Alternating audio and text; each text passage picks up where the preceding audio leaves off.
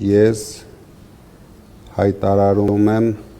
Խորհրդարանական ընտրություններին մասնակցած ընդդիմադիր ուժերը դեռ որոշում չունեն ուժեղ Հայաստանի առաջնորդ Սամվել Կարապետյանի համախմբման առաջարկի շուրջ։ Ոմանք կոնկրետ առաջարկների են սպասում, ոմանք էլ նախապայման են դնում միլիարդատեր գործարարի առաջ։ Տնային կալանքում գտնվող Սամվել Կարապետյանը նախորդին ընդդիմադիր ուժերին կոչ էր արել համախմբվել վարչապետ Նիկոլ Փաշինյանին իշխանությունից հեռացնելու օրակարգով։ Մի քանի լրատվամիջոցներին տված հարցազրույցում ընտրությունների արդյունքները սահմանադրական դատարանում վիճարկելուց բացի Կարապետյանը խոսել մեջբերում եմ ճիշտ պահին փողոցային պայքարը գեներացնելու եւ մեծ հանրահավաք կազմակերպելու մասին, որը պետք է ունենա արդյունք։ Այն ընդդիմադիր ուժերը, ում համար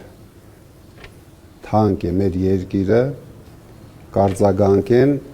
եւ մենք անպայման կստեղծենք հետընտրական ընդդիմադիր կոալիցիա։ Ընդդիմադիր ուժերից առայժմ միայն Ռոբերտ Քոչյանի Հայաստան դաշինքն է կիսում Կարապետյանի այս առաջարկը։ Դաշինքի անդամ Դաշնակցության գերագույն մարմնի ներկայացուցիչ Իշխան Սաղաթելյանն ասել էր, թե ընդդիմության օրակարգում է մեջբերում եմ կեղծված ընտրություններն ու անվտանգային հարցերը։ Գաղափարը, որը առաջարկվել է, մենք ամբողջությամբ ոչ միայն կիսում ենք, այլ այդ առաջարկով դրանից առաջ եւ բազմաթիվ անգամ հանդես եկել ենք։ Հետևաբար ողջունելի է այս նախաձեռնությունը։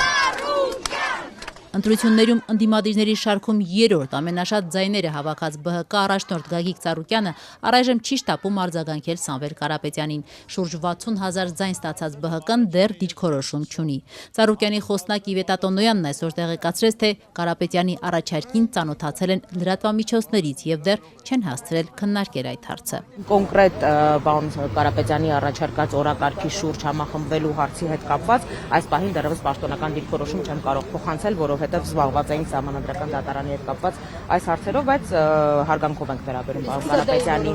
առաջարկ։ 240 ԲՀԿ-ն դուրս մնաց խորհրդարանից 3 ընտրատեղամասերում ընտրությունների արդյունքները անվավեր ճանաչելու արդյունքում եւ այդ որոշումն ու ընտրությունների արդյունքներն այժմ վիճարկում է սահմանադրական դատարանում։ Առաջին նախագահ Լևոն Տեր-Պետրոսյանի ղեկավարած Հայ ազգային կոնգրեսից Ազատությանը փոխանցեցին, որ Սամվել Կարապետյանի առաջարկի շուրջ դեռ որոշում չունեն։ ՀԱԿ-ն այն ուժերից էր, որն ամիսներ առաջ բանակցում էր Սամվել Կարապետյանի ուժեղ Հայաստանի հետ հունիսի 7-ի ընտրություններին դաշինքով մասնակցելու համար։ Պատրաստ ենք սկսել նաև կոնսոլիդացիայի գործընթաց ուժեղ Հայաստան կուսակցության եւ այլ ուժերի հետ միասին։ Առաջին նախագահ Տեր-Պետրոսյանն անգամ գովեստի խոսքեր էր շռայլել Կարապետյանի հասցեին, ասելով, թե մեջբերում եմ պառակտված ընդդիմությանը միավորելու միակ կարող ուժը Սամվել Կարապետյանն է։ Տեր-Պետրոսյանը համարում է եւ երևի ճիշտ է համարում, որ համախմբման գործը ավելի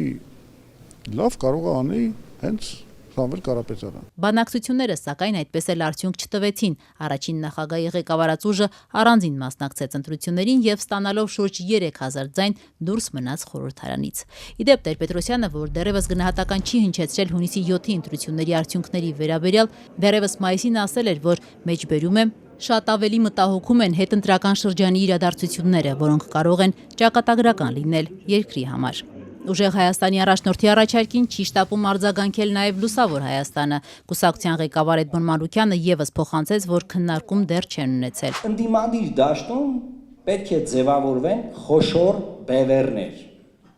Խոշոր բևեռներ։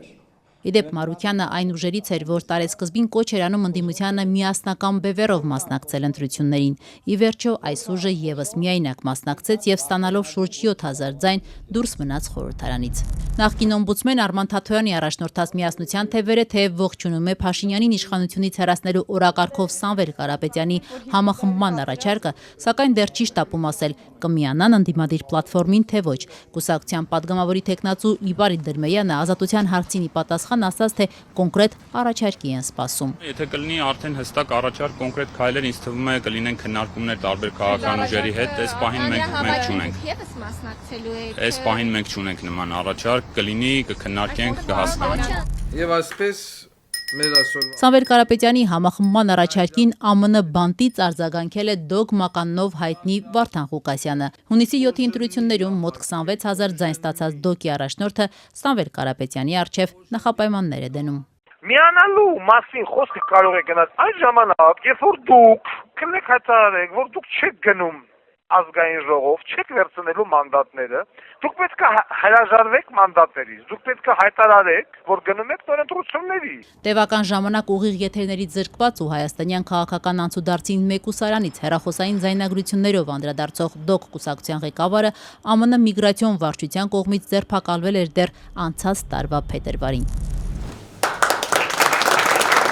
Հունիսի 7-ի ընտրություններից առաջ Սամվել Կարապետյանի ուժեղ Հայաստանը դաշինք կազմեց հանրությանն անհայտ երկու ուժի հետ, փաստացի մերժելով համագործակցությունը քաղաքական դաշտի հնաբնակների հետ։ Ողջ քարոզարշավի ընթացքում իր հաղթանակի մասին պնդող Սամվել Կարապետյանի ուժը խորհրդարանում ստացավ 29 մանդատ։ Դատելով Կարապետյանի նախորդին արած հայտարարությունից, միլիարդատեր գործարարն այժմ փորձում է ուղղել իր ձևակերպմամբ այն սխալը, որը թույլ տվեցին ընտրություններից առաջ։ Քանի որ մենք այդ սխալը թույլ տվեցինք ընտրություններից առաջ, շատ ընդդիմադիր ուժեր, որոնք միգուցե ազնիվ պայքարում էին, բայց գերագնահատեցին իրենց ուժերը, շատ ընդդիմադիր ուժերի հետ մենք չկարողացանք պայմանավորվել, դրա համար հիմա շատ կարևոր է մեր երկրի եւ ժողովրդի համար այս համախմբումը։ Սամվել Կարապետյանի կողմից ընդդիմադիր դաշտը համախմբելու եւ Փաշինյանին իշխանությունից հեռացնելու մտադրությանն այսօր արձագանքել է իշխող ՔՊ խմբակցության քարտուղար Արթուր Հովհաննիսյանը։ Նրա գնահատմամբ միլիարդատեր գործարարը ժողովրդին փողոց դուրս բերելու ներուժ չունի։ Ու այդքանից հետո էլ մտածում եմ, որ ինչ-որ մարդ պետքա դուրս գա, ուրեմն